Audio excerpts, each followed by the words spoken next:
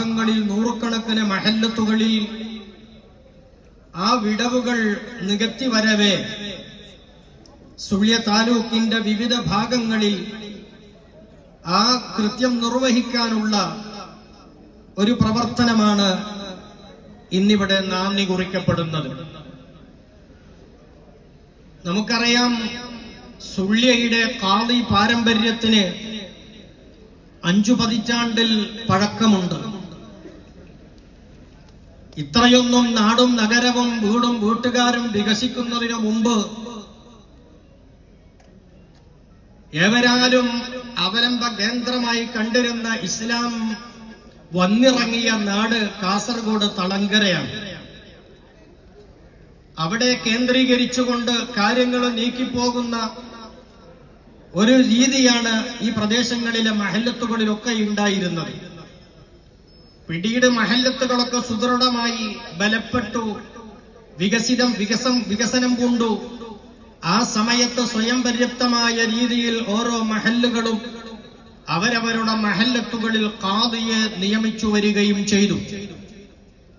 അപ്പോഴാണ് 5 പതിറ്റാണ്ട് മുമ്പ് സുന്നത്ത് ജമാഅത്തിന്റെ പടനായകനായ മഹാനായ ഇ.കെ. ഹസൻ മുസ്ലിയാർ നവ്വറല്ലാഹു മർഖദഹു, അല്ലാഹു മഹാനവർകളുടെയും പ്രസ്ഥാനത്തെ നയിച്ചു നടന്നുപോയ നേതാക്കളുടെയും സാദാത്യങ്ങളുടെയും നമ്മുടെ ഈ ജമാഅത്ത് ഉൾപ്പെടെയുള്ള ജമാഅത്തുകൾക്ക് നായകത്വം വഹിച്ച സാദാത്യങ്ങൾ, ഖാദിമാർ എല്ലാവരുടെയും പരലോക ജീവിതം അല്ലാഹു കൂടുതൽ സമൃദ്ധമാക്കി കൊടുക്കട്ടെ എന്ന് ദുആ ചെയ്യുകയാണ്. ബഹുമാന പുരസ്സരം അവരെയൊക്കെയും നാം ഇപ്പോൾ ഓർക്കുകയാണ്. ബഹുമാനപ്പെട്ട ഹസൻ ഉസ്താദ് അവർകൾ ഒരാളുടെ കയ്യും പിടിച്ചൊരു വെള്ളിയാഴ്ച ദിവസം ഈ സുള്യ ഗാന്ധിനഗർ ജുമഅത്ത് പള്ളിയിൽ എത്തിച്ചേരുകയും ബഹുമാനപ്പെട്ടവർ ജുമഅക്ക് നേതൃത്വം നൽകി ഖുതുബ നിർവഹിക്കുകയും നിസ്കാരത്തിന്റെ സമയമായപ്പോൾ കൊണ്ടുവന്ന വിരുന്നുകാരനെ ഇമാമാക്കി നിസ്കരിച്ചു. നിസ്കാരം കഴിഞ്ഞ ശേഷം അവിടുന്ന് എഴുന്നേറ്റ് ജനങ്ങളോട് പറഞ്ഞു, സുള്യത്തുള്ളവരോട് നിങ്ങൾ ഓരോരോ ആവശ്യത്തിന് വേണ്ടിയും ഇനി വണ്ടി കയറി കാസർഗോട്ട് വരേണ്ടതില്ല, എന്നെ തേടി എത്തണ്ട. നിങ്ങൾക്ക് എല്ലാ നിലക്കും പറ്റിയ ഉചിതമായ ഒരാളെ ഞാൻ നിങ്ങൾക്ക് കൊണ്ടുവന്നിരിക്കുകയാണ്. അത് മറ്റാരുമല്ല, സയ്യിദ് അബ്ദുറഹ്മാൻ അൽ ബുഖാരി ഉള്ളാഴ്ത്തങ്ങൾ, അന്ന് ഉള്ളാടത്തെ മുദരിസാണ്. ലോകത്തറിയപ്പെട്ട പാണ്ഡിത്യത്തിന്റെ ഉടമയാണ്. സയ്യിദും വലിയ ആലിമുമായ ഒരാളെ കൊണ്ടുവന്ന് കാണിച്ചിട്ട് പറഞ്ഞു, ഇദ്ദേഹത്തെ നിങ്ങൾക്ക് ഖാദിയാക്കാം, എല്ലാവരും ആ ഖാദിയെ ബൈഅത്ത് ചെയ്യുക. അന്ന് ജമാഅത്തിന്റെ ഉത്തരവാദപ്പെട്ട ആളുകൾ സയ്യിദ് അവറുകളുടെ ഉള്ളാഴ്ത്തങ്ങളുടെ കരങ്ങൾ പിടിച്ചുകൊണ്ട് ബൈഅത്ത് ചെയ്തു ഏൽപ്പിച്ചു. ഈ മഹല്ലിനെ ഇസ്ലാമികമായി, സാംസ്കാരികമായി, സനാതന മൂല്യങ്ങളോടുകൂടെ മുന്നോട്ട് നയിക്കാൻ അങ്ങേ ഞങ്ങൾ ഖാദിയാക്കിയിരിക്കുന്നു എന്നുള്ള നിയമനം നടത്തിയതിനെ തുടർന്ന് അൽഹംദുലില്ലാഹ് 3.5 പതിറ്റാണ്ടിലേറെ കാലം അഥവാ സയ്യിദ് അവർകൾ ഈ ഭൗതിക ലോകത്തോട് വിട പറയും വരെ അവിടുത്തെ മനസ്സും ശരീരവും എല്ലാം കൊണ്ടും ചേർത്തു പിടിച്ചു ഈ സുള്യ ജമാഅത്തിനെ മഹാനായ സയ്യിദ് അവർകൾ. അവിടുന്ന് അവസാന സമയത്തോടടുത്തപ്പോൾ ചെറിയ നിർദ്ദേശങ്ങളും വെച്ചു. തന്റെ മകൻ ഫضل കോയമ്മ എന്റെ ഒരു പകരക്കാരനാണ്. ആ വാചകത്തെ മാനിച്ചുകൊണ്ട് മറ്റൊന്നും ആലോചിച്ചില്ല. സുള്യ ജമാഅത്തും പരിസരത്തുള്ള മഹല്ലുകളൊക്കെയും സയ്യിദ് ഫضل തങ്ങളെ ഖാദിയായി നിയമിച്ചു. 10 വർഷത്തോളം ആ ധീരമായ നേതൃത്വം ഈ പ്രദേശങ്ങളിലൊക്കെ നിലനിന്നു. അവരും വിചാരിക്കാതെ വിടവാങ്ങിപ്പോയി. അല്ലാഹുവേ, ആ മഹാനവർകളുടെ ഖബർ നീ കൂടുതൽ സന്തോഷത്തിലാക്കണം റഹ്മാനെ. ആ മഹാനവറുകളുടെ ദർജ നീ ഉയർത്തി കൊടുക്കണം റഹ്മാനെ. അവിടുത്തെ പൊന്നുപ്പയായ പതിറ്റാണ്ടുകളുടെ പഴക്കത്തിൽ ഈ മഹല്ലത്തടക്കം നൂറുകണക്കിന് ജമാഅത്തുകളെ നയിച്ച സയ്യിദ് അബ്ദുറഹ്മാൻ അൽ ബുഖാരി ഉള്ളാൾ തങ്ങൾ അവരുടെ ഖബർ നീ കൂടുതൽ പ്രകാശിതമാക്കി കൊടുക്കണം റഹ്മാനെ. ആ കുടുംബത്തിൽ മരിച്ചുപോയ മറ്റാരൊക്കെയുണ്ടോ അവരുടെ ഒക്കെയും ഖബറുകൾ നീ സന്തോഷത്തിന്റെ സ്വർഗത്തിന്റെ ഭവനങ്ങളാക്കണം റഹ്മാനെ.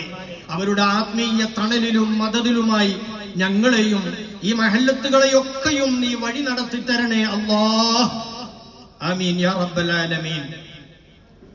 തങ്ങളവരുടെ വിയോഗമാണ് ഇന്നിങ്ങനെയൊരു സംഗമത്തിന്റെ നിയോഗം എന്ന് ഓർമ്മപ്പെടുത്തിയതാണ്. അതോടൊപ്പം ഇന്നത്തെ ഈ സദസ്സിൽ വെച്ച് നമ്മൾ ഖാളിയായി നിയമിക്കുന്നതാകട്ടെ സയ്യിദ് ഫളൽ തങ്ങളടക്കം ഈ രാജ്യത്തുള്ള ഇന്ത്യ രാജ്യത്ത് മാത്രമല്ല ഇതര രാജ്യങ്ങളിലടക്കമുള്ള ഉലമാ ശിരോമണികളും പ്രസ്ഥാനത്തിന്റെ ഇസ്ലാമിന്റെ നവോത്ഥാന നായകരും ശില്പികളും ഒന്നടങ്കം ഏകവാക്യത്തോടുകൂടി ഉദ്ഘോഷിച്ച ആ പണ്ഡിത പ്രതിഭ, അവരെല്ലാം നെഞ്ചോട് ചേർത്തു പിടിച്ച ആ മഹാനായ മനുഷ്യരെ അൽഹംദുലില്ലാഹ് സയ്യിദ് അവർകൾക്കും കഴിഞ്ഞുപോയ മഹാന്മാർക്കും ഒക്കെ ഏറെ കൂടുതൽ അവരുടെ ആത്മാവ് സന്തോഷിക്കുന്ന ഒരു നിയമനത്തിലേക്കാണ് നമ്മൾ എത്തിയത്. അല്ലാഹുവിന്റെ തൗഫീഖാണ്. അൽഹംദുലില്ലാഹി അലാ കുല്ലി ഹാൽ. ഇനി ഈ ഖാളി നിയമനം എന്തിനാണിത് എന്ന് ഇപ്പോഴും ചില ആളുകൾക്ക് സംശയം തീരാതെയുണ്ട്. മതനിയമങ്ങൾ വ്യക്തമാക്കാനും അത് നടപ്പിൽ വരുത്താനുമുള്ള അധികാര സ്ഥാനമാണ് ഈ ഖാളി സ്ഥാനം എന്ന് പറയുന്നത്. രണ്ടും വളരെ അടിവരയിട്ട് മനസ്സിലാക്കണം. മുസ്ലിം സമൂഹത്തിൽ മുസ്ലിങ്ങളിൽ മതനിയമങ്ങൾ വ്യക്തമാക്കാൻ, അത് അറിയേണ്ടവർക്ക് അറിയിച്ചു കൊടുക്കാൻ, അത് നടപ്പിൽ വരുത്താനും കൂടി കഴിവുള്ള രണ്ട് കഴിവുകളും പവറുകളുമുള്ള ഒരു സ്ഥാനമാണ് ഈ ഖാളി പദവി എന്ന് പറയുന്നത്. അതേ സമയത്ത് വേറെ ഒരു ഗ്രേഡ് ഉണ്ട്, മുഫ്തി എന്ന് പറയുന്ന ഒരു ഗ്രേഡ് ഉണ്ട്. മുഫ്തി എന്ന് പറയുന്നത് ഫത്വ പ്രസ്താവന നടത്തുന്ന ആളാണ്. അഥവാ മതനിയമങ്ങൾ പ്രഖ്യാപിക്കുക, വെളിപ്പെടുത്തുക മാത്രമാണ് മുഫ്തിയുടെ ദൗത്യം. അത് നടപ്പിൽ വരുത്തേണ്ട, ക്രിയാത്മകമാക്കേണ്ട ബാധ്യത, ആ ചുമതല അവർക്കുണ്ടാവില്ല. അതാണ് മുഫ്തിയുടെ പ്രത്യേകത. എന്നാൽ അൽഹംദുലില്ലാഹ് ഇന്ന് നമ്മൾ ഖാളിയായി നിയമിക്കുന്ന ആ മഹാവ്യക്തി ഇന്ത്യയുടെ ഗ്രാൻഡ് മുഫ്തിയാണ്. ഇന്ത്യ രാജ്യത്തൊട്ടുക്കും മതപരമായ ഒരു വിഷയം വന്നാൽ അവലംബമാക്കുന്നത് ഈ മഹാവ്യക്തിത്വത്തിന്റെ വാക്കുകളാണ്. അവരൊരു മതവി പ്രസ്താവിക്കും, ആ പ്രസ്താവനയാണ് ആധികാരികമായിട്ടുള്ളത്. ആ പ്രസ്താവന, ഇങ്ങനെ പ്രസ്താവന ഇന്ത്യ രാജ്യത്തൊട്ടുക്കും മതപരമായി പ്രസ്താവന പുറപ്പെടുവിക്കാൻ അധികാരപ്പെട്ട ഒരു മുഫ്തിയെ നൂറുകണക്കിന് ആയിരക്കണക്കിന് മഹല്ലുകൾ ഖാളിയായി കൂടി നിയമിച്ചതിന്റെ പിറകെ ഈ സുള്യ എന്ന ബൃഹത്തായ ജമാഅത്തും ഇതിനോട് അനുബന്ധമായി കിടക്കുന്ന പരിസരത്തെ 10-16 മഹല്ലത്തുകൾ കൂടി അവരവരുടെ മഹല്ലത്തുകളിൽ ഈ ഗ്രാൻഡ് മുഫ്തിയെ ഖാളിയായി കൂടി നിയമിക്കുമ്പോ അതിന്റെ പവർ എത്രയോ വർദ്ധിക്കുകയാണ്. അതോടൊപ്പം ഈ ജമാഅത്തുകളുടെയൊക്കെ യശസ്സും അന്തസ്സും വാനോളം ഉയരുകയുമാണ്. അല്ലാഹു തആല ആ ശക്തിയും പവറും മഹാനുഭാവന് കൂടുതൽ കൂട്ടിക്കൊടുത്ത് നൽകി ദീർഘകാലം ആ തണൽ ഈ മുസ്ലിം ഉമ്മത്തിന് നൽകട്ടെ എന്ന് ആത്മാർത്ഥമായി ദുആ ചെയ്യുകയാണ്. സമൂഹത്തിന്റെ മത, സാംസ്കാരിക, സാമൂഹിക വിഷയങ്ങളിൽ ഏകീകരണവും ഭദ്രമായ സുരക്ഷിതത്വവുമാണ് ഈ ഖാളി നിയമനത്തിന്റെ ലക്ഷ്യം. നമുക്കറിയാം, മുസ്ലിം സമൂഹം അച്ചടക്കമുള്ള വിഭാഗമാണ്. ഇസ്ലാം എന്ന് പറയുന്ന ആ വാക്കിന് തന്നെ അർത്ഥം അച്ചടക്കമാണ്. അച്ചടക്കം മുഖമുദ്രയായിട്ടുള്ള മതമാണ് പരിശുദ്ധ ഇസ്ലാം. ആ അച്ചടക്കം സമൂഹത്തിൽ അരക്കിട്ടുറപ്പിക്കാൻ അല്ലാഹു സംവിധാനിച്ച ഒരു നിയമന പദവിയാണ് ഈ ഖാളി നിയമനം എന്ന് പറയുന്നതും ഖാളി പദവി എന്ന് പറയുന്നതും. ഇന്ന് ജനുവരി മാസം 30 നമ്മുടെ തീയതി. അറിയോ നമുക്ക്? മര്യാദകേടിന്റെ ഏറ്റവും വലിയൊരു ഉദാഹരണമായി, അച്ചടക്കരാഹിത്യത്തിന്റെ അങ്ങേയറ്റത്തെ വലിയൊരു ആഘാതമായി, ഒരു ദുഃഖസ്മരണ ഉണർത്തുന്ന, അത് പുതുക്കുന്ന ദിവസമാണ് ജനുവരി മാസം 30 തീയതി.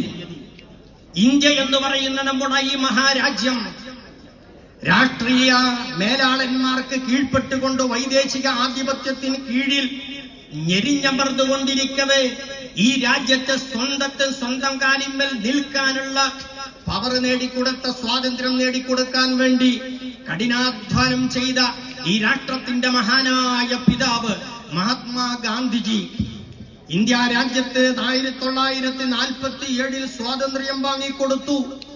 48ാമത്തെ വർഷം ജനുവരി 30 ആ മഹാമനുഷ്യനെ ഈ നാട്ടിലുള്ളവർ തന്നെ വെടിവെച്ചു കൊന്നുകളഞ്ഞു.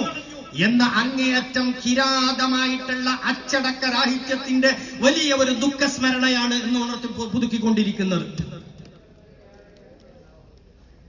അതുകൊണ്ട് ഈ രാജ്യത്തിന്റെ യശസ് താഴുകയല്ല, ഉയരുകയല്ലാതെ. പക്ഷേ നന്ദികേട് എത്ര കാലം കഴിഞ്ഞാലും ആ ഒരു അച്ചടക്ക രാഹിത്യത്തിന്റെ, നന്ദികേടിന്റെ, അപമര്യാദയുടെ അടയാളം നമ്മുടെ രാജ്യത്ത് നിലനിൽക്കുമെന്നാൽ പോലും ഇതിന് മാപ്പില്ല. ഇന്ന് ആ മഹാമനുഷ്യനെ പോലും ഇന്ത്യയുടെ ഓർമ്മയുടെ താളുകളിൽ നിന്ന് എടുത്തു മാറ്റാനുള്ള ചരിത്ര വ്യഭിചാരം വരെയാണ് ഇന്ന് നടന്നുകൊണ്ടിരിക്കുന്നത്. അവിടെ നമ്മൾ ചിന്തിക്കണം, ഇസ്ലാം എന്ന് പറഞ്ഞാൽ അച്ചടക്കം എന്നാണ്. പക്ഷെ ഇസ്ലാമിന്റെ ചരിത്രത്തിലേക്ക് വന്നാലും അച്ചടക്ക രാഹിത്യത്തെ കുറിച്ച് നമുക്ക് പറയാതിരിക്കാൻ പറ്റില്ല. മഹാനായ ഖലീഫ ഉസ്മാൻ ഇബ്നു അഫ്ഫാൻ റളിയല്ലാഹു അൻഹു സ്വമതത്തിലെ സ്വസഹോദരന്മാരിലെ ആളുകളിലാണ് കൊല്ലപ്പെട്ടത്. ഉമർ ഇബ്നുൽ ഖത്താബ് റളിയല്ലാഹു അൻഹു കൊല്ലപ്പെട്ടു പോയ ഭരണാധികാരിയാണ്. അലി ഇബ്നു അബീ താലിബ് റളിയല്ലാഹു അൻഹു കൊല്ലപ്പെട്ടു പോയ ഖലീഫയാണ്. നമ്മളിലും അച്ചടക്ക രാഹിത്യം ചരിത്രം നോക്കിയാൽ കാണാതിരിക്കുന്നില്ല. പക്ഷെ അതിനൊരിക്കലും നമ്മൾ കൂട്ടുനിൽക്കുകയല്ല. എപ്പോഴൊക്കെ പരമാവധി നമ്മുടെ അവസാന ശ്വാസം നിലനിൽക്കും വരെയും നമ്മൾ അച്ചടക്കത്തെ മുറുകെ പിടിക്കണം. അച്ചടക്ക രാഹിത്യം ഉണ്ടെങ്കിൽ അതിനെ തള്ളണം, അച്ചടക്കത്തിലേക്ക് തന്നെ തിരിച്ചിടണം. ഈ സമൂഹത്തെ അച്ചടക്കത്തിൽ അരക്കിട്ടുറപ്പിക്കാൻ അതിനാണ് നമ്മുടെ ഖാലി പദവി എന്നൊക്കെ പറയുന്നത്. നോക്കൂ നിങ്ങൾ, ഇസ്ലാമിനെതിരെ, ഇസ്ലാമിക ആശയത്തിന്റെ സൗന്ദര്യത്തെ വികൃതമാക്കാൻ വേണ്ടി ചില ആളുകളൊക്കെ സ്ത്രീ പുരുഷ സങ്കലനം അതൊരു നിയമമാക്കി രാജ്യത്ത് കൊണ്ടുവരാൻ ശ്രമിച്ചപ്പോ മുഖം നോക്കാതെ ഇന്ത്യയുടെ ഗ്രാൻഡ് മുഫ്തി പറഞ്ഞു, അത് ഈ സമൂഹത്തിന്റെ സംസ്കാരത്തിനും നന്മക്കും നല്ലതല്ല, അത് ഉപേക്ഷിക്കണമെന്ന് പറഞ്ഞപ്പോ അതായി വലിയ കൊല്ലാം. പക്ഷെ ദൗത്യം നിർവഹിക്കുന്നതിൽ നമ്മുടെ നേതൃത്വം പിറകോട്ടില്ല എന്ന വ്യക്തമായ ഉദാഹരണമാണത്. സമൂഹത്തിന്റെ ഭദ്രതയും അച്ചടക്കവും നമ്മൾ കീപ്പ് ചെയ്യണം. ആരും ചെയ്തില്ലെങ്കിലും ഇസ്ലാമികമായിട്ടുള്ള അച്ചടക്കം മുസ്ലിങ്ങൾ പാലിക്കുക. ഒരു കാര്യം ഓർമ്മപ്പെടുത്താൻ ആഗ്രഹിക്കുകയാണ്, ഈ രാജ്യം ഇന്ന് അഭിമുഖീകരിക്കുന്ന പ്രശ്നങ്ങൾ, പ്രതിസന്ധികൾ എല്ലാത്തിനെയും മകുടമായ കാരണം പരിശോധിച്ചാൽ കാണാൻ കഴിയുന്നത് ഇന്നത്തെ ഭൗതികമായിട്ടുള്ള ചില നിലപാടുകളാണ്. ഇന്നും ധാരുണമായൊരു വാർത്ത നമ്മൾ കേട്ടു. +1 പഠിക്കുന്ന ഒരു വിദ്യാർത്ഥി 9ാം ക്ലാസ്സിൽ പഠിക്കുന്ന ഒരു വിദ്യാർത്ഥിയെ സ്കൂൾ വാഹനത്തിൽ വെച്ച് കത്തി കൊണ്ട് കുത്തി പരിക്കേൽപ്പിച്ചിരിക്കുകയാണ്. എന്നിട്ട് അതേക്കുറിച്ച് ചാനലുകൾ ചർച്ച ചെയ്യുമ്പോൾ പറയുന്നെന്താ, ഇതിന്റെ ചേതോവികാരം ചില സിനിമകളാണ് എന്നാണ്. ഈ സിനിമകൾക്ക് പ്രാമുഖ്യം നൽകി സിനിമാ നടീനടന്മാരുടെ പിന്നാലെ ആരാധനയോടുകൂടി പായുന്ന മനുഷ്യരാണ് നമുക്ക് കാണാൻ കഴിയുന്നതെങ്കിൽ, ഈ സിനിമയുൾപ്പെടെ രാജ്യത്തെ സംസ്കാരത്തിന്റെ പേരിൽ കൊണ്ടുവരുന്ന ഇത്തരം വേലകളൊക്കെയാണ് ഈ സമൂഹത്തെ സാംസ്കാരികമായി ഷണ്ഡീകരിക്കുന്നത് എന്ന് പറയാതിരിക്കാനും ഓർമ്മപ്പെടുത്താനും പറയാതിരിക്കാൻ കഴിയില്ല. ഈ സന്ദർഭം അതിന് ഞാൻ ഉപയോഗപ്പെടുത്തുകയാണ്. മുസ്ലിങ്ങൾ അവരുടെ മഹല്ലത്തുകളിലും ജമാഅത്തുകളിലും എങ്കിലും അവർ അച്ചടക്കത്തോടുകൂടി കഴിയണം. ലഹരി ഇന്നത്തെ വലിയൊരു വെല്ലുവിളിയാണ്. ലൈംഗിക അരാജകത്വം ഇപ്പൊ വലിയൊരു വെല്ലുവിളിയാണ്. അതേപോലെ തന്നെ സാമൂഹിക ദ്രോഹങ്ങളും കൊല്ലലും കൊലവിളികളുമൊക്കെ ഇന്നത്തെ വലിയ വെല്ലുവിളികളാണ്. അവിടെയൊക്കെയും സമൂഹത്തെ കരക്കിട്ടുറപ്പിച്ച് സുരക്ഷിതമായി നിലനിർത്താൻ ഒരു അതോറിറ്റി വേണം. ഒരു കുടുംബത്തിൽ ഒരു അംഗീകരിക്കപ്പെടുന്ന, ആദരിക്കപ്പെടുന്ന ഒരു പിതൃത്വം ഉണ്ടാവണം, പിതാവ് വേണം എന്നതിനുപോലെ ഓരോ ജമാഅത്തിനും സാമൂഹികമായി ഒരു നേതൃത്വം വേണം, ഒരു പിതൃത്വം വേണം. ആ പിതൃത്വമാണ് ഖാലി പദവി എന്ന് പറയുന്നത്. ഒരു മുസ്ലിം സഹോദരന് അല്ലെങ്കിൽ ഒരു കുടുംബത്തിന് രാവിലെ പുറപ്പെട്ട് വൈകുന്നേരം തിരിച്ചെത്താൻ പറ്റുന്ന ദൂരപരിധിയിൽ ഒരു ഖാദി വേണം എന്നതാണ് നിയമം. ഈ തിരുനബി സല്ലല്ലാഹു അലൈഹി വസല്ലമ തങ്ങളുടെ ഒരു ദീനി മാതൃകയാണ് ഖാദി നിയമനം എന്ന് പറയുന്നത്. ഇപ്പൊ അടുത്ത് ആരോ ഉണ്ടാക്കി കൊണ്ടുവന്നതല്ല. പൂർവ്വകാലം മുതൽ മുത്തറസൂൽ സല്ലല്ലാഹു അലൈഹി വസല്ലമ തങ്ങൾ അലിയാർ തങ്ങളെ ഖാദിയായി നിയമിച്ചു പറഞ്ഞയച്ചിട്ടുണ്ട് യമനിലേക്ക്. അബൂ മൂസാ അശ്അരി റളിയല്ലാഹു അൻഹുവിനെ ഖാദിയാക്കി പറഞ്ഞയച്ചിട്ടുണ്ട്. മുആദ് ഇബ്നു ജബൽ റളിയല്ലാഹു അൻഹുവിനെ ഖാദിയാക്കി പറഞ്ഞയച്ചിട്ടുണ്ട് വിവിധ പ്രവിശ്യകളിലേക്ക്, ഭാഗങ്ങളിലേക്ക്. അതേ സുന്നത്ത്, അതേ മാതൃക അവിടുത്തെ ഖലീഫമാരും പിൽക്കാലത്ത് പുലർത്തിപ്പോന്നു. ഖുലഫാഉ റാഷിദീകൾ അത് നിർവഹിച്ചു പോന്നു. ഖലീഫമാരും ഭരണാധികാരികളുമാണ് ഖാദിയെ നിയമിക്കേണ്ടത്. പക്ഷെ നമ്മുടെ രാജ്യത്തിന്റെ പരിതസ്ഥിതിയിൽ അങ്ങനെയൊരു നിയമനത്തിന് അധികാരപ്പെട്ട അതോറിറ്റി ഇന്നില്ല. നമ്മുടെ രാജ്യത്തിന്റെ ഭരണത്തെക്കുറിച്ച് നമുക്കറിയാലോ. അപ്പോൾ പിന്നെ ഏത് ഓപ്ഷൻ അനുസരിച്ചിട്ടാണ് ഈ ഖാദി നിയമനം? കർമ്മശാസ്ത്ര ഗ്രന്ഥങ്ങൾ വ്യക്തമാക്കി രേഖപ്പെടുത്തി ഓരോ പ്രദേശത്തുമുള്ള മുസ്ലിമീങ്ങളുടെ കാര്യത്തിൽ ഇടപെടുകയും തീർപ്പ് കൽപ്പിക്കുകയും കൂട്ടാനുള്ളത് കൂട്ടുകയും ചേർക്കാനുള്ളത് ചേർക്കുകയും പിരിക്കാനുള്ളത് പിരിക്കുകയൊക്കെ ചെയ്യുന്ന മതപരമായി മുസ്ലിമീങ്ങൾക്ക് ഇടപെടലുകളും നേതൃത്വവും നൽകുന്ന വിഭാഗം ആളുകൾ, അവർക്ക് ഹല്ല് അഖദിന്റെ ആളുകൾ എന്ന് പറയും. അഹ്ലുൽ ഹല്ല് വൽ അഖദ്. അവരെന്ത് ചെയ്യണം? ഖാദിയെ നിയമിക്കണം. ആ ഒരു ഓപ്ഷനിലാണ് ഇന്ന് ഇവിടുത്തെ ബൈഅത്ത് നടക്കുന്നത്. നമുക്കറിയാം, ഓരോരോ കൊച്ചു കൊച്ചു മഹല്ലത്തുകളും ജമാഅത്തുകളും ആണെങ്കിലും അവിടെയൊക്കെ പ്രശ്നങ്ങൾ ഉണ്ടാകും. കുടുംബങ്ങൾ തമ്മിലുള്ള പ്രശ്നങ്ങൾ ഉണ്ടാവും, ബാപ്പയും മക്കളും തമ്മിലുള്ള പ്രശ്നങ്ങൾ ഉണ്ടാവും, സ്വത്ത് തർക്കങ്ങൾ ഉണ്ടാകും, അതിർത്തി പ്രശ്നങ്ങൾ ഉണ്ടാകും, പലതും ഉണ്ടാകും. അതിൽ മതനിയമം എന്താണോ ആ നിയമം പറഞ്ഞു കൊടുത്തുകൊണ്ട് അവരെ വരുതിയിൽ നിർത്തലിന് സഞ്ചരിക്കാൻ പ്രയാസം ഉണ്ടാകും. ഒരു ഉദാഹരണം പറയാം. ഭാര്യയും ഭർത്താവും തമ്മിൽ ഒരുമിച്ച് ജീവിക്കവേ ഭാര്യക്ക് ഭർത്താവിന് ഒരു നിലക്കും പൊരുത്തപ്പെട്ട് മുന്നോട്ട് പോകാൻ കഴിയാത്തൊരു സാഹചര്യത്തിൽ ഭർത്താവ് ത്വലാഖ് ചൊല്ലി ഒഴിവാക്കുന്നുമില്ല. ഈ ഭാര്യക്ക് അയാളെ എന്തായാലും വേണ്ട, ഉപേക്ഷിക്കണം. അതിനെന്തു മാർഗമുണ്ട്? ഇന്നത്തെ ഇന്ത്യ ഗവൺമെന്റിന്റെ കോടതി ഒരു നിയമം നമ്മുടെ രാജ്യത്ത് കൊണ്ടുവന്നിട്ടുണ്ട്. മറ്റൊന്നും വേണ്ട, ഒരു സ്ത്രീ പ്രയാസപ്പെടരുത്. അതുകൊണ്ട് ആ സ്ത്രീക്ക് ഭർത്താവ് കൊടുത്തിട്ടുള്ള മെഹർ അതെന്താണോ അത് തിരിച്ച് അയാൾക്ക് ഏൽപ്പിച്ചു കൊടുത്തിട്ട് അയാൾക്ക് കൊടുക്കുക, അല്ലെങ്കിൽ കോടതിയിലേക്ക് തിരിച്ചേൽപ്പിച്ചിട്ട് പറയാ, എനിക്ക് തന്ന മെഹർ ഞാനിതാ തിരിച്ചേൽപ്പിക്കുന്നേ, ഇയാളെ എനിക്ക് പൊരുത്തപ്പെട്ടു പോകാൻ കഴിയില്ല, അതുകൊണ്ട് ഞാൻ അയാളെ ഉപേക്ഷിച്ചിരിക്കുന്നു എന്ന് പെണ്ണ് പ്രഖ്യാപിക്കുന്ന ഒരു നിയമം ഇന്ത്യ രാജ്യത്തുണ്ട്. ഹുല ഹുല എന്ന് പറയുന്നത് കേൾക്കാം. ഹുൽ എന്ന ഇസ്ലാമിന്റെ ആ സംഹിതയാണ് ഹുല ഹുല എന്ന് പറയുന്നത്. പക്ഷെ ഒരിക്കലും ഗവൺമെന്റ് പ്രഖ്യാപിച്ചിട്ടുള്ള ഈ പറയുന്ന ഹുലുണ്ടല്ലോ, അത് ശരീഅത്തുൽ ഇസ്ലാമിന്റെ ഹുൽ അല്ല. അത് നമ്മൾ മനസ്സിലാക്കണം. അപ്പോൾ കോടതിയിൽ പോയ ഒരു പെണ്ണ് തനിക്ക് കിട്ടിയ മഹർ തിരിച്ചേൽപ്പിച്ചിട്ട് ഭർത്താവിനെ ഞാൻ ഉപേക്ഷിച്ചു എന്ന് പറഞ്ഞാൽ ഗവൺമെന്റിന്റെ കണക്കിൽ ഹുലയാകും, വേർപിരിയലാകും.